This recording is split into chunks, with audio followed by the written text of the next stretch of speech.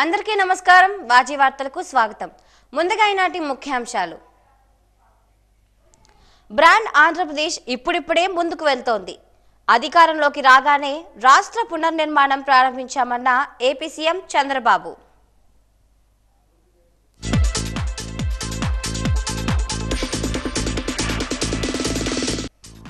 కలెక్టరేట్లో ఏర్పాటు చేసిన ఆర్గానిక్ ఉత్పత్తుల సంతకు అనూహ్య స్పందన. ఆర్గానిక్ ఉత్పత్తులు ఆరోగ్యకరమన్న జిల్లా కలెక్టర్ డాక్టర్ అంబేద్కర్.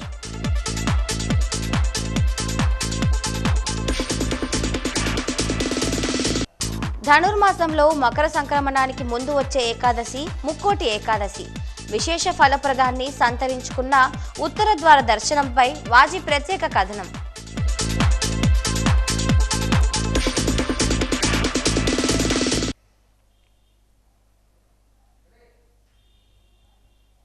ఇప్పుడు పూర్తి వివరాలను పరిశీలిద్దాం.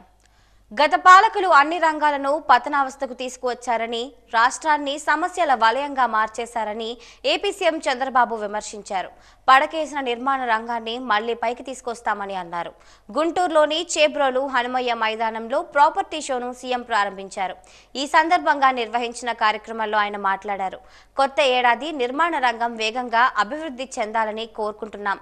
గత ప్రభుత్వ హయాంలో ఈ రంగం అధ్వానంగా మారింది. ప్రజలు మమ్మల్ని నమ్మి 33% స్ట్రైక్ రేట్తో విజయం కట్టబెట్టారు. అధికారంలోకి రాగానే రాష్ట్ర పునర్నిర్మాణం ప్రారంభించాం. ప్రధాని మోడీ విశాఖకు వచ్చి 2 లక్షల కోట్ల రూపాయల అభివృద్ధి పనులకు ప్రారంభోత్సవాలు, శంకుస్థాపనలు చేశారు. బ్రాండ్ ఆంధ్రప్రదేశ్ ఇప్పుడిప్పుడే ముందుకు వెళ్తోంది. నిర్మాణ రంగం అభివృద్ధిపై ప్రత్యేక దృష్టి సారించాం. ఈ రంగంపై 34 లక్షల మంది ఆధారపడి ఉన్నారు. ఉచిత ఇసుక విధానం తెచ్చి నిర్మాణం ఇచ్చాం. నరేడ్కో, కెడ్రాయ్ వంటి సంస్థలు కలిసి ముందుకు రావాలి. రియల్ ఎస్టేట్ సమస్యల పరిష్కారానికి ముందుంటాం. వైకాపా పాలనలో అన్నిటికంటే ఎక్కువగా నిర్మాణ రంగం దెబ్బతింది. అధికారంలోకి రాగానే ఈ రంగానికి ప్రాధాన్యతనిచ్చాం.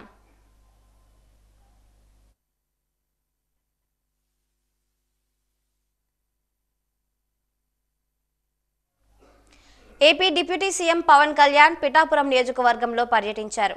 ఇందులో భాగంగా పిఠాపురం మండలం కుమారపురంలో కృష్ణుడి ఆలయం వద్ద నిర్మించిన మినీ గోకులంతో పాటు రాష్ట్ర వ్యాప్తంగా నిర్మించిన 12,500 మినీ గోకులం షెడ్లను ఇక్కడ నుంచి లాంఛనంగా ప్రారంభించారు. ఈ కార్యక్రమంలో Kakinada MP Tangella Uday Srinivas, collector Shan Mohan, SP Vikrant Patil, ప్రజాప్రతినిధులు పాల్గొన్నారు.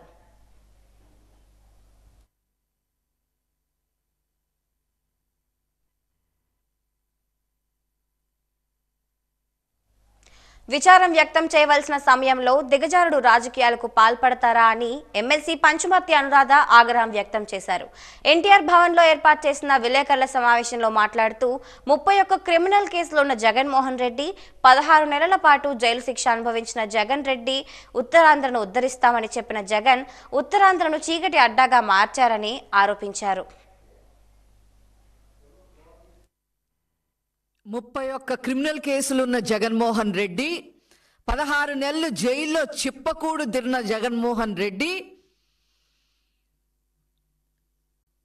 ముఖ్యమంత్రిగా తను ఉన్నప్పుడు ఉత్తరాంధ్రాన్ని ఉద్ధరిస్తాను అని చెప్పిన ఈ జగన్మోహన్ రెడ్డి ఉత్తరాంధ్రాన్ని చీకటి అడ్డాగా మార్చిన పరిస్థితి అందరికీ కూడా తెలుసు. దోపిడీలకి అడ్డాగా మార్చేశాడు.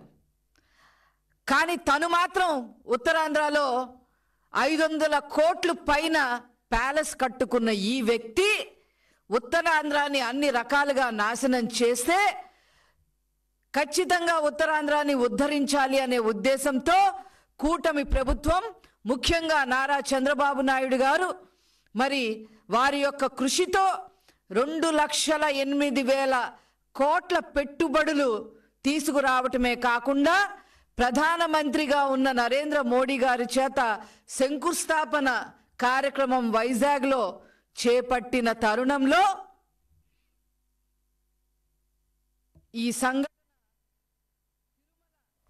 ఆర్గానిక్ ఉత్పత్తులు ఆరోగ్యానికి మంచి చేస్తాయని జిల్లా కలెక్టర్ డాక్టర్ బిఆర్ అంబేద్కర్ పేర్కొన్నారు. కలెక్టరేట్ ఆడిటోరియం వద్ద ప్రకృతి సహజ సిద్ధంగా రైతులు పండించిన ఆర్గానిక్ ఉత్పత్తులను ప్రదర్శించారు. ఈ ప్రదర్శనను జిల్లా కలెక్టర్ అంబేద్కర్ జేసీ సేతుమాధవన్ ప్రారంభించారు. ఈ సందర్భంగా రైతులతో కలెక్టర్ మాట్లాడి ఎన్ని ఎకరాల్లో సాగు చేస్తున్నారు, ఎంత పెట్టుబడి పెడుతున్నారు, ఎంత లాభం వస్తోంది, అందులో సమస్యలు ఏమైనా ఉన్నాయా అని అడిగి తెలుసుకున్నారు. జిల్లా నలుమూలల నుండి వచ్చిన రైతులు ఈ సంతలో పలు రకాల ఆకుకూరలు, కూరగాయలు, చిరుధాన్యాలు, ఆర్గానిక్ బెల్లం, పలు వెరైటీల కొత్త బియ్యం, ఆర్గానిక్ వంటకాలు, తినుబండారాలు, అరిసెలు, ఇతర మిఠాయిలు, భోగి పిడుకలు, అరటి జామ పండ్లు తదితర ఉత్పత్తులను ప్రదర్శించారు. ఈ కార్యక్రమంలో జిల్లా వ్యవసాయ శాఖ అధికారి తారక రామారావు, ఇతర వ్యవసాయ శాఖ అధికారులు పాల్గొన్నారు.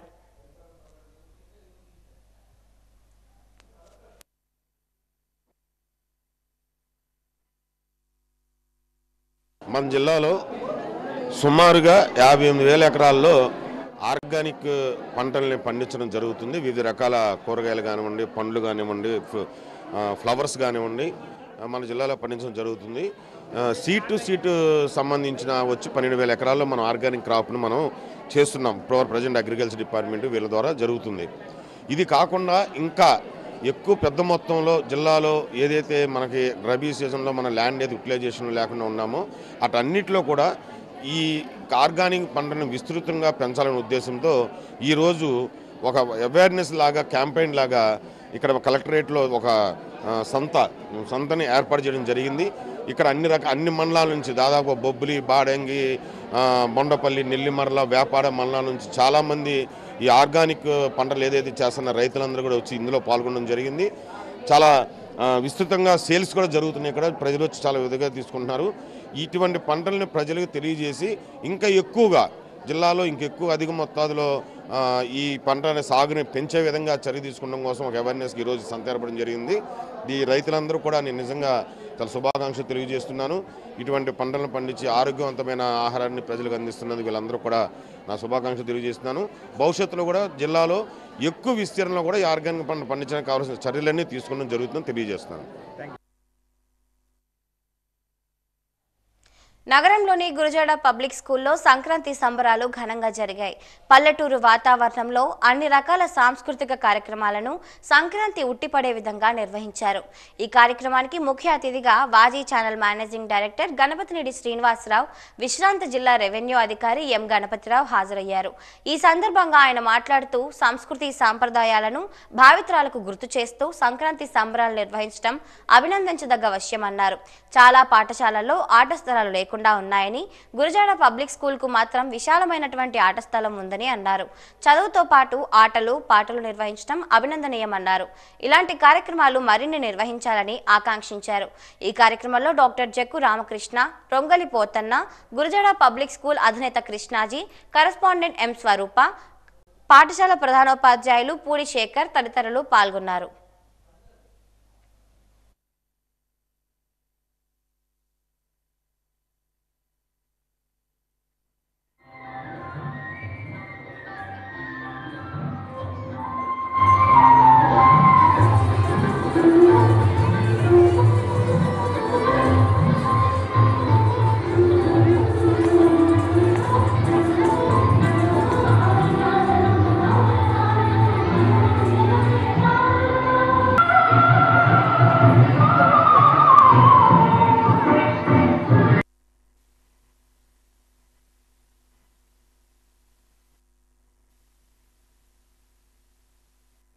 ఏదైతే మన పూర్వీకులు తెచ్చిపెట్టారో దాన్ని కొనసాగించాల్సిన బాధ్యత, ఆ వారసత్వం మనకిచ్చి వాళ్ళు వెళ్ళిపోయినారు పైకి, దాన్ని కొనసాగించాల్సిన బాధ్యత ప్రతి ఒక్క విద్యార్థి కూడా ఫీల్ అవ్వాలనే ఆలోచనతోనే ఈ కార్యక్రమాన్ని తలపెట్టాం.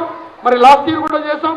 ఈరోజు ఇంకా కొంచెం వినూతనంగా, ఎందుకంటే మన పిల్లలు కోలాటం చేస్తూ ఉంటే నాకు అనిపించింది, అరే మనమే ట్రైనింగ్ ఇచ్చిన ఇంత అద్భుతంగా కోలాటం చేశారు అంటే కోలాటం అనేది ఒక గ్రామీణ విద్య, అద్భుతమైన విద్య. ఈరోజు మన ముందు తప్పిడిగుళ్ళు రంగస్థలం అనే సినిమాలో వేసిన వ్యక్తులు మరి బాడంగు నుంచి మరి అంటే నేలపోయిన సత్యం తాలూకా టీం వచ్చి ఈరోజు మన ముందు ప్రదర్శించింది. మరి నిజంగా ఇవన్నీ ఒక భోగి మంటలు మనం ఈరోజు మన ముందు చూసాం. నిజంగా నాకైతే చాలా ఆనందం అనిపించింది. కేవలం ఇది ఒక సందర్భమని ఆనందం చెప్పుకోవడం కాదు, ఈ సంక్రాంతి పండుగ సందర్భంగా ఉంచున్న సాంప్రదాయాల్ని, పురాణ కాలం నుంచి వచ్చిన ఈ సాంప్రదాయాల్ని మన తర్వాత వారసత్వం కూడా వాళ్ళకి ఇవ్వాలనే ఒక ఆలోచనతోనే మీ తల్లిదండ్రులు, మన తల్లిదండ్రులంతా కూడా, విద్యార్థులంతా దీన్ని ఫాలో అవ్వాలని మనస్ఫూర్తిగా కోరుకుంటూ, మన విషయంలో పొరుగువాడికి సాయం చేయడం, పక్కవాడికి సాయపడడం, ఇలాంటి మేలైన లక్షణాలు ఏవైతే ఉన్నాయో అవే భారతీయ విలువలు. అందుకే భారతీయ విలువలు ఎక్కడైతే ఉంటాయో అక్కడ ప్రపంచం సంతోషంగా ఉంటుంది. ఎక్కడైతే భారతీయ విలువలు తగ్గిపోతాయో లేదంటే మృగ్యమైపోతాయో అక్కడ చాలా ఇబ్బందులు ఏర్పడతాయి. అవి మన కళ్ళకు కట్టినట్టుగా కనిపిస్తాయి.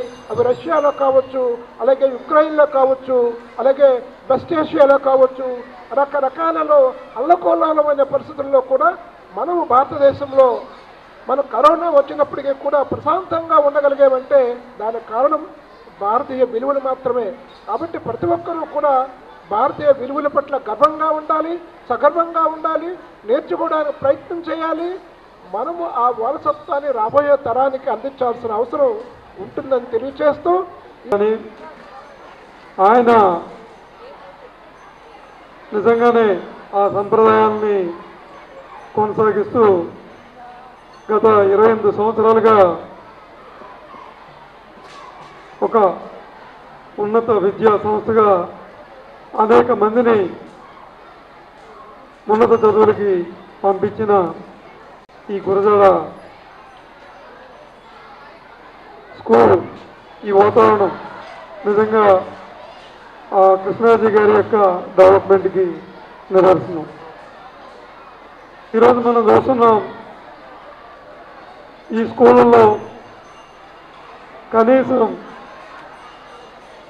ఆట స్థలాలు లేకుండా, ఎటువంటి గ్రౌండ్స్ లేకుండా కేవలం కాంక్రీట్ బిల్డింగ్స్లోనే చదువులు చెప్పే ఈ రోజుల్లో అతి కొద్ది స్కూల్స్, విజయనగరంలో ఉన్న స్కూల్స్లో చక్కనైన గ్రౌండ్ ఉండి పిల్లలకి ఆట స్థలం, చదువు ఎంత ముఖ్యమో పిల్లలకి ఆటపాటలు కూడా అంతే ముఖ్యమని అట్లా నిర్వహిస్తూ, అలాగే మన సంప్రదాయాల్ని పిల్లలకి, ఈ తరం పిల్లలందరికీ కూడా తెలియాలనే ఉద్దేశంతో మరి ఈరోజు ఈ సంక్రాంతి సంబరాల కార్యక్రమాలు, ఈ ముగ్గుల పోటీలు కానీ, తప్పెట్టుకులు కానీ, గంగిరెద్దులు కానీ, ఇవన్నీ కూడా ఒక గ్రామీణ వాతావరణాన్ని నేర్పించేలాగా ఒక స్కూల్ ఉండడం నిజంగానే వారిని ఈ సందర్భంగా అభినందిస్తున్నాను. నేను కూడా గ్రామీణ వాతావరణం నుంచి వచ్చినండి. మన ఆంధ్రప్రదేశ్లో సంక్రాంతి అంటే ఎంత సందడో, ఎంత గొప్ప పండుగో ప్రతి జనరేషన్ పిల్లలకి ఇప్పుడు తెలియకపోవడము. కానీ మా కన్నా ముందు తరం వాళ్ళు కానీ, మేము కానీ, వీళ్ళందరూ కూడా సంక్రాంతిని, సంబరాలని అనుభవించి వచ్చిన వాళ్ళే. ఈ సంక్రాంతి 3 రోజులు కూడా ప్రతి గ్రామాల్లోనూ ఎంతో ఉత్సాహమైన వాతావరణాలు ఉండేవి. కాలక్రమేణా అవి కనుమరుగవుతూ వస్తున్నాయి. మరి అటువంటి సందర్భంలో కృష్ణాజీ గారు ఈ తరం పిల్లలకి ఆనాటి సంబరాలని గుర్తు చేయడం, వారిని, వారి గురజాడ సంస్థని, ఇక్కడ ఉన్న సిబ్బందిని, వాళ్ళ టీం అందరినీ కూడా మనస్ఫూర్తిగా అభినందిస్తూ నాకు ఈ అవకాశం ఇచ్చినందుకు వారికి కృతజ్ఞతలు తెలియజేసుకుంటున్నాను. వాజీ ఛానల్ నిర్వహించే మెగా హౌసీ ప్రక్రియ ఎంతో పారదర్శకంగా జరిగిందని ప్రముఖ న్యాయవాది ఎంజేవిఎస్ఎస్ తాడిరాజు అన్నారు. న్యాయవాది ఎంజేవిఎస్ఎన్ తాడిరాజు వాజీ కేబుల్ ఆపరేటర్ భువనేశ్వరరాజుల సమక్షంలో సీలింగ్ చేయడం జరిగింది. గడిచిన 29 ఏళ్లుగా మెగా హౌసీ కార్యక్రమాన్ని నిర్వహిస్తూ వాజీ ఛానల్ ప్రేక్షకులను అలరిస్తోంది. 2024 డిసెంబర్ 31వ తేదీన జరిగిన హౌసీలో గుమ్మలక్ష్మీపురం నుండి నర్సీపట్నం వరకు సుమారు 50,000 మంది హౌసీలో పాల్గొని ఆడారు. ఈ రోజు హౌసీ సీలింగ్ ప్రక్రియ ఎంతో పారదర్శకంగా జరిగింది. జనవరి 12వ తేదీన ఆనంద గజపతి ఆడిటోరియంలో జరిగే డ్రాలో విజేతలకు బహుమతులు అందజేయడం జరుగుతుంది.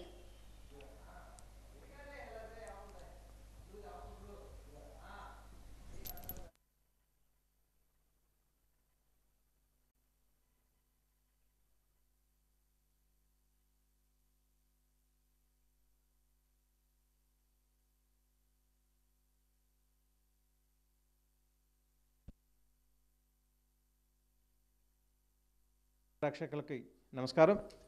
కొత్త సంవత్సరానికి స్వాగతం పలుకుతూ డిసెంబర్ 31వ తేదీన వాజీ నిర్వహించిన మెగా హౌసీలో ఎన్నో బహుమతులతో ఆ రోజు హౌసీ గేమ్ ఆడటం జరిగింది. ఆ గేమ్ ఎలా జరుగుతుంది అనేది మనకి ప్రత్యక్షంగా చూడటానికి న్యాయ నిర్ణేతలుగా ప్రముఖ న్యాయవాది తాడి రాజు గారు, సీనియర్ కేబుల్ ఆపరేటర్ భువనేశ్వర్ రాజు, మరి సీనియర్ పాత్రికేయులు శ్రీనివాసరావు గారు ఆ రోజు మన ఆఫీస్లో ఏ విధంగా హౌసీ గేమ్ ఆడుతుందో చూడడం జరిగింది. వారి యొక్క అభిప్రాయాన్ని కూడా ప్రేక్షకులకు తెలియజేయడం జరిగింది. మరి ఈరోజు ఆ హౌసీలో ఎవరైతే విన్ అయ్యారో వారందరూ కూడా జనవరి 1వ తేదీ నుంచి మన వాజీ ఛానల్ ఆఫీస్కి వచ్చి వారి యొక్క టికెట్ని నమోదు చేసుకోవడం జరిగింది. ఆ రోజు మన హౌసీ గేమ్లో 2870 మందికి హౌసీ అవ్వగా ఈరోజు 4227 క్షమించాలి చిన్నది కటింగ్ 470 మందికి అవగా మన ఆఫీసులో ఇప్పటివరకు 427 మంది రిజిస్ట్రేషన్ చేసుకున్నారు. ఆ 427 మంది తాలూకా నెంబర్లను జడ్జెస్ ఎదురుగా మనం చీటీలు చెట్టి ఈ యొక్క బాక్స్లో వేయడం జరిగింది. ప్రతి నెంబర్ని కూడా క్రాస్ వెరిఫికేషన్ చేసుకుంటూ కూడా ఈ బాక్స్లో వేయడం జరిగింది. పారదర్శకంగా మా అందరి సమక్షంలో ప్రతి నెంబరు కూడా వెరిఫికేషన్ జరుగుతుంది. ఇందులో ఎవరికి ఎటువంటి అపోహలు అక్కర్లేదు. చాలా పారదర్శకంగా జరుగుతుంది. ప్రతి నెంబర్ కూడా చెక్ చేసి మాకు చూపిస్తారు. మేము చూసిన తర్వాత మేము సరిపోయింది లేదో చూసుకొని ఇందులో టిక్ చేసుకున్న తర్వాతే ఆ నెంబర్ని రోల్ చేసి బాక్స్లో వేయడం జరుగుతుంది. అందుచేత ఇది చాలా పారదర్శకంగా జరుగుతుంది. ఎవరు కూడా అపోహలు పెట్టుకోవద్దని తెలియజేస్తున్నాం. షీట్ మీద క్రాస్ వెరిఫికేషన్ చేస్తూ ఇలా రౌండ్ చుట్టి ఈ బాక్స్లో వేయటం జరిగింది. ఈ బాక్స్ని ఇప్పుడు జడ్జెస్ ఎదురుగా మనం సీల్ చేస్తాం. ఈ సీల్ చేసిన బాక్స్ మళ్ళీ 12వ తేదీ మనం ఓపెన్ చేయటం, అంటే ఏ స్టేజ్ మీద అయితే మనం ప్రైజెస్ ఇస్తామో అదే స్టేజ్ మీద మనం సేమ్ జడ్జెస్ వారి యొక్క సమక్షంలోనే ఓపెన్ చేయడం జరుగుతుంది. మరి ఇప్పుడు సీల్ చేసే కార్యక్రమాన్ని చూద్దాం. ఎలా జరిగింది అనేది ప్రేక్షకులకు వివరించడానికి సీనియర్ న్యాయవాది తాడి రాజు గారిని అడిగి తెలుసుకుందాం. ఈ వాజీ ఛానల్ ప్రేక్షకులందరికీ నమస్కారం తెలియజేసుకుంటున్నాం. డిసెంబర్ 31 నైట్ తీసిన జల్దీ 5 అంటే హౌస్ఫుల్ అన్నీ కూడా కలెక్ట్ చేశారు. దగ్గర దగ్గర 3000 వరకు టికెట్ల వరకు శాంక్షన్ చేశారు. అందులోని ఎవరైతే సెలెక్ట్ అయ్యారో అందరూ కూడా తీసుకొచ్చి టికెట్లన్నీ కూడా ఇక్కడ సబ్మిట్ చేసి ఆ టికెట్లని రిపోర్ట్ చేయించుకున్నారు. అవన్నీ కూడా ఇప్పుడు సీరియల్ నెంబర్ అంతా కూడా చెక్ చేసి ఒక్కొక్క నెంబర్ కూడా అంటే చుట్టి దాంట్లో సీల్ చేసి దాని మీద మేము సంతకాలు పెట్టాము. తర్వాత ఎక్స్ట్రా బాక్స్ కూడా ఫిట్ చేసి దాని మీద కూడా సంతకాలు పెట్టాము. ఇదంతా ప్రాసెస్ అంతా కూడా మీకు లైవ్లో ఎందుకు చూపిస్తున్నంటే ఈ ఛానల్ తాలూకా క్లారిటీ మీకు క్లియర్గా ఉండాలనే ఉద్దేశంతోనే వాళ్ళు చేస్తున్నారు ప్రతి ఒక్క పని కూడా. అంటే ఈ ఛానల్ వాళ్ళు ఏ పని చేసినా సరే ఇంత క్లారిటీ ఉంటుందని మీకు అవగాహన రావాలనే ఉద్దేశంతోనే ఈ జల్దీ ఫైల్ను కూడా మిగతా ప్రోగ్రామ్స్ అన్నీ కూడా కండక్ట్ చేస్తున్నారు. ఈ విషయం కూడా చాలా మంచిది. 31st నైట్ చేయడం అనేది వల్ల చాలా అడ్వాంటేజ్ ఏమిటంటే అదర్ యావిగేషన్స్ లేకుండా మిగతా దేంట్లో పార్టిసిపేట్ చేయకుండా జల్దీ 5 నైట్ ఆడుకొని హ్యాపీగా ఉంటారనే ఉద్దేశంతోనే ఈ వాజీ ఛానల్ ఇలాంటి ప్రోగ్రామ్స్ అన్నీ కూడా కండక్ట్ చేస్తున్నారు. ఇలాంటి చాలా కార్యక్రమాలు ఇంకా చేస్తూ వాజీకి మంచి పేరు ప్రఖ్యాతులు ప్రేక్షకులందరూ మనం అందరం కూడా వాళ్ళకి రావాలని వాళ్ళకి మంచి పేరు రావాలనే ఉద్దేశంతో ఈ సభాముఖంగా తెలియజేస్తూ సెలవు తీసుకుంటున్నాను. రాష్ట్ర ముఖ్యమంత్రి చంద్రబాబు ఎన్నికల ప్రచార సభల్లో ఇచ్చిన హామీ మేరకు స్వంత గృహం లేక అద్దెలు చెల్లించలేక తీవ్ర ఇబ్బందులు ఎదుర్కొంటున్న నిరుపేదలకు ఇంటి స్థలాలు ఇచ్చే బాధ్యత కూటమి ప్రభుత్వానిది అని చెప్పిన మాట నిలబెట్టుకోవాలి అని సిపిఐ జిల్లా కార్యదర్శి బొమ్మి రమణ అన్నారు.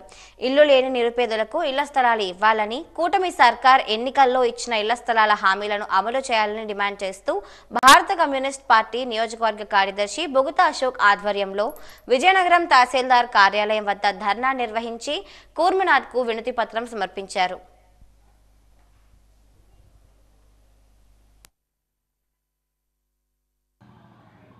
గత కూటమి ప్రభుత్వం ఎన్నికలు రాకముందు ఏవైతే హామీలు ఇచ్చిందో ఎన్నికల హామీలు అమలు చేయాలని, గ్రామీణ ప్రాంతంలోని 3 సెంట్లు, పట్టణ ప్రాంతంలో 2 సెంట్లు పేదవాళ్ళకి ఇళ్ల స్థలాలు ఇస్తానని చెప్పి ఈరోజు అధికారానికి వచ్చిన తర్వాత ఇంతవరకు కూడా ఎన్నికలు ఇచ్చిన ఏ ఒక్క హామీని కూడా అమలు చేయకుండా కూటమి ప్రభుత్వం ముందుకు పోతా ఉంది. ఇప్పటికైనా పేదల పక్షాన మేము ఇప్పటికే అనేక దఫాలు సచివాలయాల ముందు, రెవెన్యూ కార్యాలయాల ముందు పేదలు ఎంతమంది ఉన్నారో సర్వే చేసి, సర్వేలో ఇల్లు లేని తాలూకా పేదల తాలూకా లిస్టును కూడా రెవెన్యూ యంత్రాంగానికి ఇవ్వడం జరిగింది. అయినా కూడా రెవెన్యూ యంత్రాంగం నిమ్మక నీరెత్తినట్టు వ్యవహరిస్తుంది. కూటమి ప్రభుత్వం కూడా ఇసుక, నిత్యావసర వస్తువులు ఫ్రీగా ఇస్తానని చెప్పి, స్థలం ఉంటే 5 లక్షల రూపాయలు లోను రుణ సదుపాయం కల్పిస్తానని చెప్పి ఈ రోజు వరకు ఇళ్ల స్థలాల మీద ఎట్లాంటి నిర్ణయాలు చేయలేదు. కాబట్టి తక్షణమే కూటమి ప్రభుత్వం ఇల్లు లేని నిరుపేదలకి ఇళ్ల స్థలాలు ఇవ్వాలి. ఇళ్ల స్థలాలు ఇవ్వకపోతే గ్రామీణ ప్రాంతాలను, పట్టణ ప్రాంతాలను ఏవైతే ప్రభుత్వ స్థలాలు ఉన్నాయో మేమే పరిశీలన చేసి ఇల్లు లేని నిరుపేదలకు ఆక్రమణ చేసి ఇళ్ల స్థలాలు ఇవ్వడానికి వెనకంజ వేయబోమని ఈ సందర్భంగా తెలియజేస్తా ఉన్నా. అధికారులకు వచ్చిన తర్వాత ఈరోజు నిత్యావసర వస్తువులు ఆకాశాన్ని అంటుతూ ఉన్నాయి. చంద్రబాబు నాయుడు గారు వస్తే ఏదో పండగకి సంద్రాన్ని కానుక ఉంటుందని పాపం పేద ప్రజలు ఆశగా ఎదురు చూశారు. ఈరోజు కోటాలో చూస్తే ఏ ఒక్కరికి గత ప్రభుత్వం ఏదైతే ఇచ్చిందో కోట, అదే కోటాన్ని ఇస్తూ ఉన్నారు. చంద్రన్న కానుకగా ఇవ్వలేనప్పుడు కనీసం రైతు బజార్ల ద్వారా అయినా పేదవాళ్ళకి నిత్యావసర వస్తువులు ధరలు తగ్గించి పేదవాళ్ళకి ఇవ్వాలని ఈ సందర్భంగా తెలియజేస్తా ఉన్నా. AP municipal workers and employees union ఆధ్వర్యంలో నగరపాలక సంస్థ వద్ద ధర్నా నిర్వహించి అసిస్టెంట్ కమిషనర్కు వినతి పత్రం సమర్పించారు.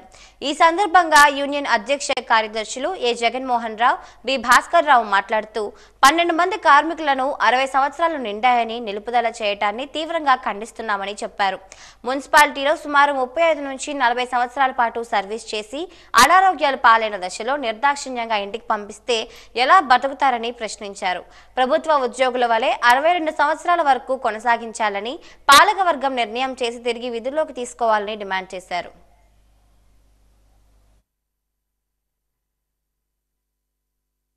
నేనేమో ఊరేసుకోవాలి, 8 లక్షలు అప్పు అయిపోయినాయి ఉద్యోగం కోసం. నాకు ఈ ఉద్యోగంకి వచ్చి క్యాన్సిల్ వచ్చింది, రొమ్ము క్యాన్సిల్. దానివలన అప్పులు అయిపోయాను. ఇప్పుడు నా ఉద్యోగం లేదు, పోనీ నా బిడ్డలకైనా ఇవ్వాలి కదా బాబు. పోనీ విజయనగరం కార్పొరేషన్లో 60 సంవత్సరాలు దాటాయని చెప్పి ఇప్పటివరకు 12 మందిని రిటైర్మెంట్ చేశారు. ఈ రిటైర్మెంట్ని AP municipal workers and employees federation CITU తీవ్రంగా ఖండిస్తుంది. వీళ్ళందరినీ మళ్ళీ బేసరతగా విధుల్లోకి తీసుకోవాలని చెప్పి కమిషనర్కి, పాలకవర్గానికి విజ్ఞప్తి చేస్తున్నాం. ఎందుకంటే ఈరోజు 35 నుంచి 40 సంవత్సరాల పాటు ఈ మున్సిపాలిటీలో వివిధ రకాలైనటువంటి పారిశుధ్య పనులు చేసి ప్రజల ఆరోగ్యం కోసం తమ ఆరోగ్యాలు పణంగా పెట్టి ఈరోజు అందరూ వివిధ రోగాల బారిన పడి ఇబ్బందులు పడుతుంటే వాళ్ళని మీరు ఇప్పుడు ఇంటికి పంపించడం అనేది ఏమాత్రం సరికాదు. వాళ్ళకి వారసత్వంగా వస్తున్నటువంటి హక్కు ఏదైతే ఉందో వాళ్ళ పిల్లలకు ఉద్యోగాలు ఇవ్వండి, లేదా వాళ్ళని ప్రభుత్వ ఉద్యోగుల వలె 62 ఏళ్ళ వరకు కొనసాగించి రిటైర్మెంట్ బెనిఫిట్ కల్పించాలని చెప్పి CITUగా అధికారులని, రాష్ట్ర ప్రభుత్వాన్ని డిమాండ్ చేస్తున్నాం. దీనికోసం అవసరమైతే ఈ పాలకవర్గంలో ఉన్నటువంటి మొత్తం కార్పొరేటర్లకి రిప్రజెంటేషన్లు ఇస్తాం. సంక్రాంతి లోపు ఈ నిర్ణయం ప్రభుత్వం సానుకూలంగా అధికార యంత్రాంగం తీసుకోకపోతే సంక్రాంతి తర్వాత మొత్తం కార్పొరేటర్లకు వినతి పత్రాలు ఇచ్చి అవసరమైతే జనవరి నెలాఖరు నాటికి సమ్మెలోకి వెళ్లేందుకైనా సిద్ధపడతామని చెప్పి సందర్భంగా హెచ్చరిస్తున్నాం.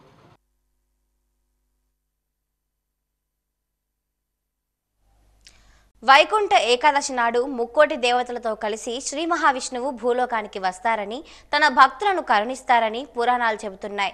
ఆ రోజున వైష్ణవ ఆలయంలోకి ఉత్తర ద్వారం ద్వారా ప్రవేశించి స్వామిని దర్శించుకోవడం మోక్షప్రదమని భక్తుల నమ్మకం. ముక్కోటి ఏకాదశి సందర్భంగా వాదీచారణ అందిస్తున్న ప్రత్యేక కథనం. వైకుంఠ ఏకాదశి నాడు ముక్కోటి దేవతలతో కలిసి శ్రీ మహావిష్ణువు భూలోకానికి వస్తాడని, తన భక్తులను కరుణిస్తాడని పురాణాలు చెబుతున్నాయి. ఆ రోజున వైష్ణవాలయంలోకి ఉత్తర ద్వారం ద్వారా ప్రవేశించి స్వామిని దర్శించుకోవడం మోక్షప్రదమని భక్తుల నమ్మకం. ప్రతి నెలలో 2 పక్షాలుంటాయి. వాటిలో 11వ తిథి ఏకాదశి, అంటే నెలకు 2 ఏకాదశులు. అవి శుక్లపక్ష ఏకాదశి, బహుళపక్ష ఏకాదశి. ఏడాదిలో 24 ఏకాదశులు ఉంటాయి. ప్రతి ఏకాదశి పవిత్రమైనదే. వీటన్నింటిలోనూ భిన్నమైనది ముక్కోటి ఏకాదశి. ముక్కోటి ఏకాదశి రోజున శ్రీహరిని పూజిస్తే జన్మజన్మల పాపాలు తొలగిపోతాయని పెద్దలు చెబుతారు. ఏకాదశి శ్రీ మహావిష్ణువుకు ప్రీతికరమైనది. అందుకే ఏకాదశిని హరివాసరం అంటారు. సౌరమానం ప్రకారం ధనుర్మాసంలో వచ్చే శుక్లపక్ష ఏకాదశిని వైకుంఠ ఏకాదశి అంటారు. దీన్నే ముక్కోటి ఏకాదశిగా కూడా పిలుస్తారు. చాంద్రమానం ప్రకారం మార్గశిర పుష్యమాసాల్లో ఏది ధనుర్మాసంతో కలిస్తే ఆ మాసంలో వచ్చే ఏకాదశి వైకుంఠ ఏకాదశి.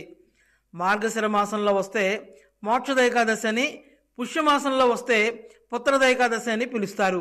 ఈ ఏకాదశికి ఇంత ప్రాధాన్యం రావడానికి కారణాలు వివరించే కథలు అనేకం ఉన్నాయి. ఒక పురాణ గాథ ప్రకారం రావణాసురుడు అకృత్యాలు భరించలేక బ్రహ్మదేవుడిని వెంట తీసుకుని దేవతల వైకుంఠానికి వెళ్ళారు. వారు శ్రీహరిని ప్రార్థించి తమ గోడు వెళ్ళబోసుకున్నారు. బ్రహ్మాది దేవతలకు శ్రీమన్నారాయణుడు అభయమిచ్చాడు. ఆ రోజు వైకుంఠ ఏకాదశి. ముక్కోటి దేవతల బాధలను నివారించిన ఏకాదశి కాబట్టి ముక్కోటి ఏకాదశిగా ప్రసిద్ధి చెందింది. మార్గశీర్ష శుక్ల ఏకాదశిని వైకుంఠ ఏకాదశి అని, ముక్కోటి ఏకాదశి అని, స్వర ఏకాదశి అని అంటారు. ఆ రోజు ముక్తి ద్వారాలు తెరిచి భగవంతుడు భక్తులను అనుగ్రహిస్తాడని విష్ణు పురాణం చెబుతోంది. ఏడాదిలో నెలకు 2 చొప్పున 24, అధిక మాసంతో కలిపి 26 ఏకాదశుల ఫలంతో ఒక్క ముక్కోటి ఏకాదశి ఫలం సరితూగుతుందనేది ఋషివాక్యం. మురాసురుడు విష్ణు సాహిత్యం పొందింది వైకుంఠ ఏకాదశి నాడే. ఇదే రోజున మరో 2 దైత్యులను కలిపి 3 రాక్షసులకు విష్ణుదేవుడు వైకుంఠ ప్రాప్తి కలిగించడం వల్ల ఈ ఏకాదశిని ముక్కోటి ఏకాదశి అంటారని మరికొన్ని పురాణాలలో చెప్పబడింది. ఈ ఏకాదశికి పుత్రద ఏకాదశి అనే పేరు కూడా ఉంది. ముక్కోటి ఏకాదశి వ్రతం ఆచరించిన భద్రావతి రాజు సుకేతు పుత్ర సంతానాన్ని పొందాడు. అందుకే ఆ రోజును పుత్రద ఏకాదశి అని పిలుస్తారు. కురుక్షేత్రంలో శ్రీకృష్ణార్జున సంవాద రూపకమైన భగవద్గీత వైకుంఠ ఏకాదశి నాడే మొదలైంది. వైకుంఠ ఏకాదశి నాడు ముక్కోటి దేవతలతో కలిసి శ్రీ మహావిష్ణువు భూలోకానికి వస్తాడని, తన భక్తులను కరుణిస్తాడని పురాణాలు చెబుతున్నాయి. ఆ రోజున వైష్ణవాలయంలోకి ఉత్తర ద్వారం ద్వారా ప్రవేశించి స్వామిని దర్శించుకోవడం ఎంతో మోక్షప్రదం.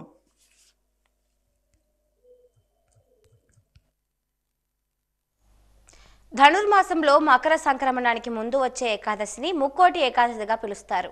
ఈ ముక్కోటి ఏకాదశి రోజున వైకుంఠ ద్వారాలు తెరుచుకుంటాయని, అందువలన దీన్ని వైకుంఠ ఏకాదశి అని కూడా అంటారు.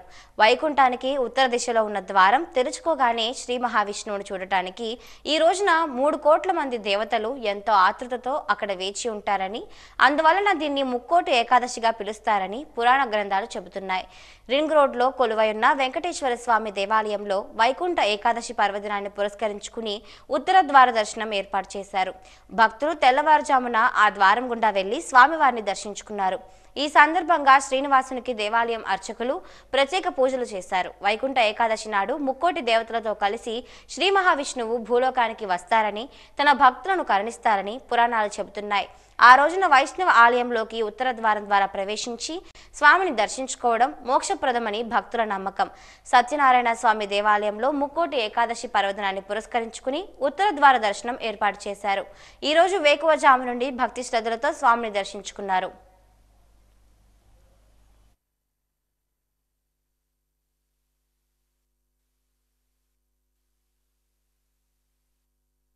ఈరోజు విశేషంగా ముక్కోటి ఏకాదశి, దీనినే మనం వైకుంఠ ఏకాదశి అని కూడా అంటాం. మనకి ఆశ్వీజ మాసంలో మహావిష్ణువు శయనిస్తే ఆ తర్వాత వచ్చేటువంటి మాసాల్లో పక్కకి తిరగడం జరుగుతూ ఉంటాయి. ఈ ఏకాదశిలో మాత్రం కూడా స్వామి లేస్తారని, ముక్కోటి దేవతలందరూ కూడా వారిని ఏకక్షణంలో దర్శిస్తారని మనకి శాస్త్రం చెబుతోంది. అంచేత ఈ ఏకాదశి నాడు స్వామిని సేవించుకునే ఎడల పరమ పుణ్యమని, స్వామిని సేవించుకున్నట్టే స్వామి యొక్క పరిపూర్ణ అనుగ్రహం ఖచ్చితంగా పొందుతామని శాస్త్రవచనం. అంచేత భక్తులందరూ కూడా అధిక సంఖ్యలో పాల్గొన్నారు. ముక్కోటి ఏకాదశి సందర్భంగా ఉత్తర ద్వార దర్శనం కూడా ఏర్పాటు చేయడం జరిగింది. ప్రతి సంవత్సరం లాగా ఈ సంవత్సరం కూడా అన్ని ఏర్పాట్లు, క్యూ లైన్లు అన్నీ కూడా జాగ్రత్తగా ఏర్పాటు చేయడం జరిగింది. కాబట్టి సుమారు 1 గంట వరకు కూడా ఈ ఉత్తర దర్శనం ఉంటుంది కాబట్టి భక్తులు గమనించి అందరూ వచ్చి సేవించుకోవాల్సిందిగా ప్రార్థిస్తున్నాం. ఇవాళ ఉదయం నుంచి సుమారు 1 గంట వరకు 3:30కి స్టార్ట్ చేయడం జరిగింది ఉత్తర దర్శనం. 1 గంటలో సుమారు 10,000 మంది దర్శనం చేసుకుంటారని అనుకుంటున్నాం.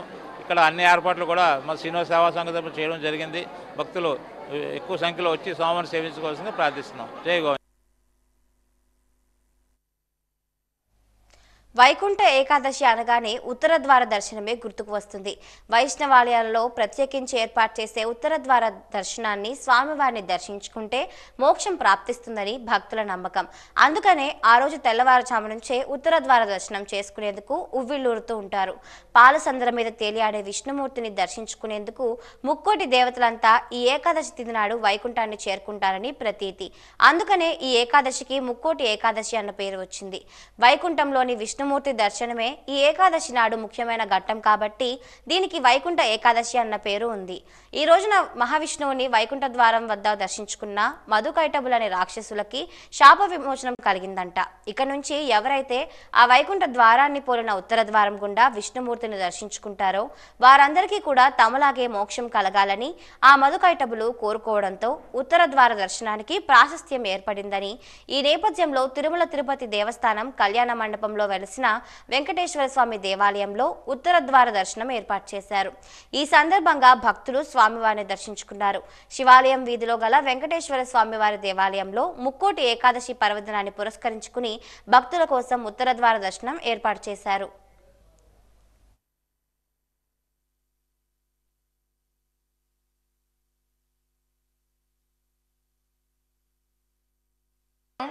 స్థానిక విజయనగరం తిరుమల తిరుపతి దేవస్థానం కళ్యాణ మండప ప్రాంగణంలో వేయించేసి ఉన్న వెంకటేశ్వర స్వామివారి సన్నిధిలో వైకుంఠ ఏకాదశి సందర్భంగా వేకువజాము నుంచి కూడా స్వామివారు ఉత్తర ద్వారంలో వేయించేసి ఉన్నారు. ఈరోజు చాలా విశేషమైనటువంటి వైకుంఠ నారాయణ అవతారంలో స్వామివారి దర్శన భాగ్యాన్ని కల్పిస్తున్నారు. కావున భక్తులందరూ కూడా విశేషంగా వచ్చి స్వామిని సేవించి తరించి స్వామివారి యొక్క పరిపూర్ణమైనటువంటి అనుగ్రహాన్ని పొందుతారని కోరుతున్నాం.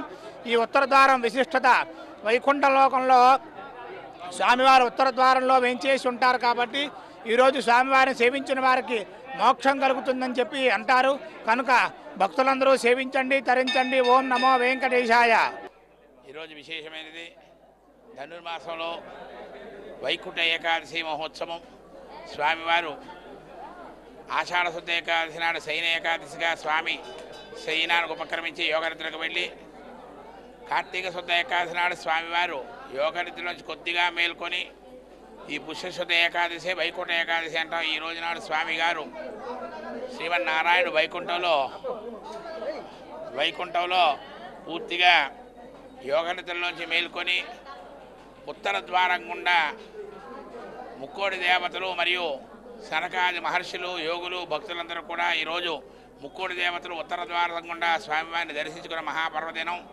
ఈరోజు వైకుంఠ ద్వార దర్శనం ఎవరు చేసుకుంటారో వారికి శ్రీమన్నారాయణ కటాక్షంతో లక్ష్మీ కటాక్షం కలిగి వారి సర్వమైన కోరికలు కూడా నెరవేరి స్వామివారి అగ్రత సుభిక్షంగా వదిలితారటువంటిది. ముక్కోటి దేవతలు ఉత్తర ద్వారం గుండా విశేషంగా దర్శించుకున్న ముక్కోటి ఏకాదశి నాడు భక్తులందరూ విశేషంగా విచ్చేసి స్వామివారిని వైకుంఠ ద్వార దర్శనం స్వామివారిని సేవించి తరించగలరు.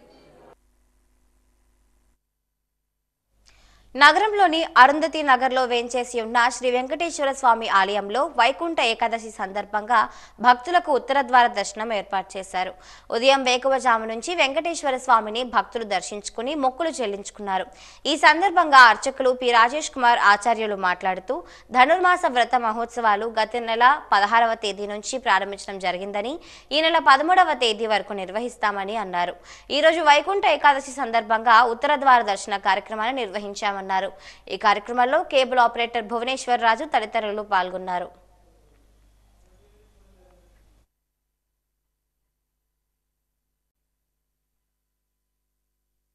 కళ్యాణాద్భుత గాత్రాయ కావిదార్థ ప్రదాయనేన్ శ్రీమద్వేంకటనాథాయ శ్రీనివాసమహం భజేన్. మన విజయనగరంలో వేయించేసినటువంటి కంటోన్మెంట్ అరుంధతి నగర్లో వేయించేసినటువంటి వైభవశ్రీ వెంకటేశ్వర స్వామివారి దేవాలయంలో వైకుంఠ ఏకాదశి మహోత్సవాలు ఈరోజు జరుగుతున్నాయి.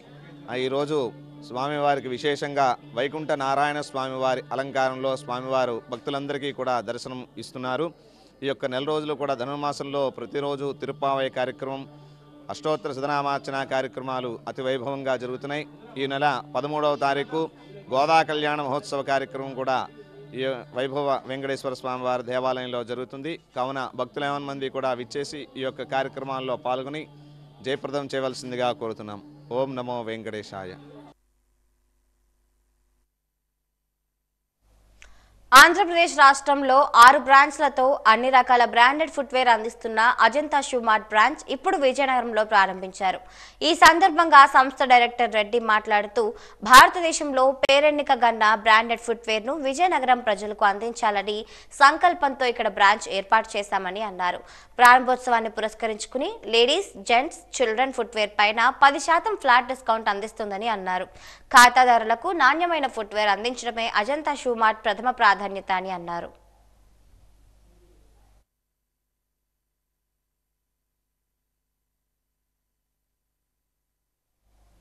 స్వాతంత్ర సమరయోధుడు వడ్డే ఓబన్న జయంతి వేడుకలను రేపు కలెక్టరేట్ ఆడిటోరియంలో నిర్వహించనున్నామని బీసీ సంక్షేమ శాఖ అధికారి పెంటోజీరావు పేర్కొన్నారు.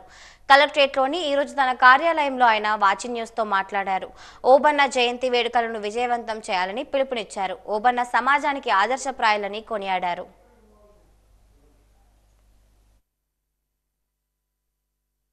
అందరికీ నమస్కారం అండి. మరి రేపు అనగా 11/1/2025 మన ఆంధ్రప్రదేశ్ ప్రభుత్వం ఒక జీవోని ఇష్యూ చేసిందండి. అదేమనగా ఉడ్డే ఓబన్న గారని ఉడ్డిర కులస్తులు, ఆయన స్వాతంత్ర సమరయోధులండి. ఆయన మరి కర్నూలు జిల్లాలో జన్మించారు. ఆ స్వాతంత్ర సమరయోధుడికి మరి ఈ సంవత్సరం నుంచి గుర్తింపు తీసుకొని ఓ జీవోని ఇష్యూ చేశారు. రేపు ఆయన జన్మదినం కాబట్టి ఆయన జన్మదిన కార్యక్రమాన్ని స్టేట్ ఫంక్షన్గా చేస్తూ జిల్లా కలెక్టర్స్కి, జిల్లా కార్యాలయాల్లో, అదేవిధంగా జిల్లా కలెక్టరేట్లలో మరి ఆయన జయంతి ఉత్సవాలు చేయమని మరి మాకు ఆదేశాలు ఇవ్వడం జరిగింది. అందుకు అనుగుణంగా మరి కలెక్టర్ గారితో చర్చిస్తే రేపు 11 గంటలకి కలెక్టరేట్ ఆవరణలో మీటింగ్ హాల్లో ఏర్పాటు చేయమని మాకు ఆదేశాలు ఇవ్వడం జరిగింది.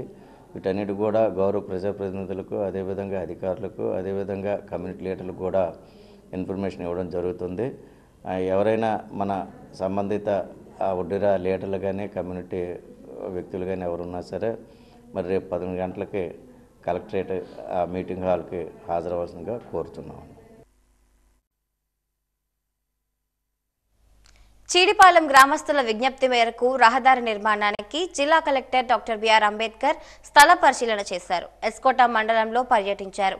జాతీయ రహదారి 516E నుంచి చీడిపాలెం గ్రామానికి రహదారి వేయాలని ఇటీవలే జిల్లా కలెక్టర్కు గ్రామస్తులు విజ్ఞప్తి చేశారు.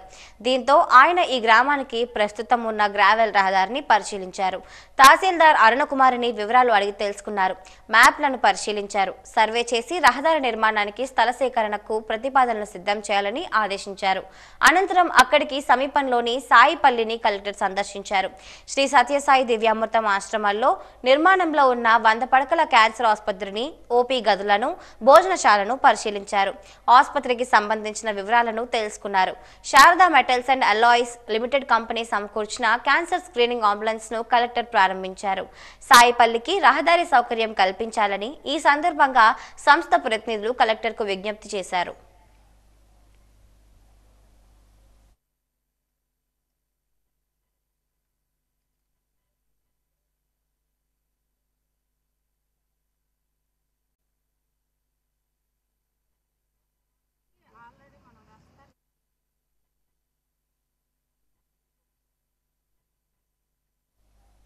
జిల్లాలో ఉన్న సాంఘిక సంక్షేమ శాఖ హాస్టల్ వసతి సౌకర్యాలను మెరుగుపరచడానికి 4,65,00,000 నిధులతో కొత్త పనులు ప్రారంభించనున్నామని సాంఘిక సంక్షేమ శాఖ డిప్యూటీ డైరెక్టర్ రామానందం పేర్కొన్నారు. ఈరోజు కలెక్టరేట్లోని తన కార్యాలయంలో ఆయన వాజీ న్యూస్తో మాట్లాడారు. ఫిబ్రవరిలో హాస్టల్ మౌలిక వసతి సౌకర్యాల పనులను ప్రారంభిస్తామని చెప్పారు. విద్యార్థులకు అన్ని సౌకర్యాలు కల్పిస్తామని స్పష్టం చేశారు. ఆంధ్రప్రదేశ్ ప్రభుత్వం సాంఘిక సంక్షేమ శాఖకు మన విజయనగరం జిల్లాకు 23 హాస్టళ్లకు మరామతులకు గాను 4,67,00,000 రిలీజ్ చేయడం జరిగింది. ఈ హాస్టల్లో ఉన్న ఏ మరమ్మతులు ఉంటాయో minor repairs and major repairs ఏవైతే మరమ్మతులు ఉంటాయో అవన్నీ కూడా చేయడానికి ఈ డబ్బులు ఉపయోగపడతాయి. ఆల్రెడీ దీనికి టెండర్ కూడా ఆర్ఎంబీ వాళ్ళు వెళ్ళడం జరిగింది. చాలామంది గత 5 సంవత్సరాల్లో మనకి ఈ మరమ్మతులకు డబ్బులు రాకపోవడం చాలా బాధాకరం. ఇప్పుడు చాలా హాస్టల్ వార్డెన్స్, సాంఘిక సంక్షేమ, ఎస్సీ నాయకులు అందరూ కూడా చాలా సంతోషం వ్యక్తం చేస్తున్నారు. 4,67,00,000తో హాస్టల్ అని సరస్వతి నిలయాలుగా నిలుస్తాయని చాలామంది ఎస్సీ నాయకులు హర్షం వ్యక్తం చేయడం జరిగింది. దీని పట్ల అందరూ హర్షం వ్యక్తం చేస్తాం. ఈ మా వర్కులు కూడా ఫిబ్రవరిలో స్టార్ట్ అవుతాయి. మళ్ళా మాకు సాంఘిక సంక్షేమ శాఖ అడ్మిషన్లు పెరిగే దిశగా ఈ ప్రభుత్వం చర్యలు తీసుకుంటున్నందుకు గౌరవ నారా చంద్రబాబు నాయుడు గారికి, అలాగే లోకేష్ బాబు గారికి, డిప్యూటీ సీఎం పవన్ కళ్యాణ్ గారికి అందరికీ మా ధన్యవాదాలు సోషల్ వెల్ఫేర్ తరఫున తెలుపుకుంటున్నాం. వాజీ వార్తలు ముగిసే ముందు ముఖ్యాంశాలు మరొకసారి. బ్రాండ్ ఆంధ్రప్రదేశ్ ఇప్పుడిప్పుడే ముందుకు వెళ్తోంది. అధికారంలోకి రాగానే రాష్ట్ర పునర్నిర్మాణం ప్రారంభించామన్న ఏపీ సీఎం చంద్రబాబు.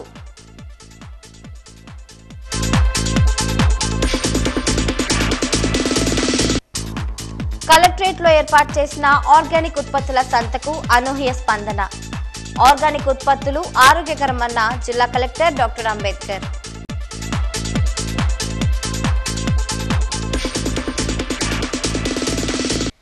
ధనుర్మాసంలో మకర సంక్రమణానికి ముందు వచ్చే ఏకాదశి ముక్కోటి ఏకాదశి. విశేష ఫలప్రదాన్ని సంతరించుకున్న ఉత్తర ద్వార దర్శనంపై వాజీ ప్రత్యేక కథనం.